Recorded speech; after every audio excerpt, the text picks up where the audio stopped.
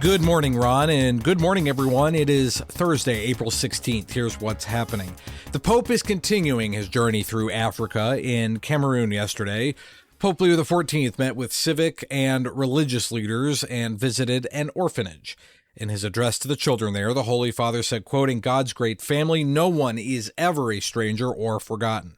He also urged Cameroonian authorities to embrace peace at the presidential palace in Yaoundé. Bishop James Massa of Brooklyn, New York, and the chair of the USCCB Committee on Doctrine reaffirmed the Catholic teaching on just war theory yesterday.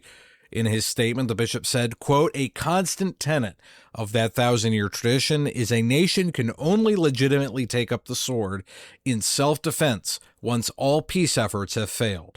Bishop Massa also said, quote, "When Pope Leo XIV speaks as Supreme Pastor of the Universal Church, he is not merely offering opinions on theology. He is preaching the gospel and exercising his ministry as the Vicar of Christ." The bishop's statement comes as Vice President J.D. Vance, a Catholic, said yesterday the Pope should be careful when it comes to discussing theology. Supreme Knight Patrick Kelly of the Knights of Columbus, one of the largest Catholic fraternal organizations in the world, also issued a statement yesterday saying he and the Knights stand in solidarity with the Holy Father. The Pentagon is reportedly ramping up for a possible military operation in Cuba.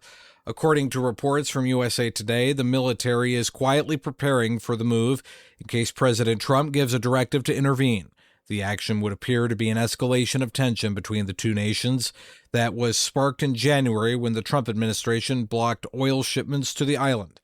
Earlier this week, President Trump also told USA Today, quote, "We may stop by Cuba after we're finished with this," referring to the ongoing conflict in Iran.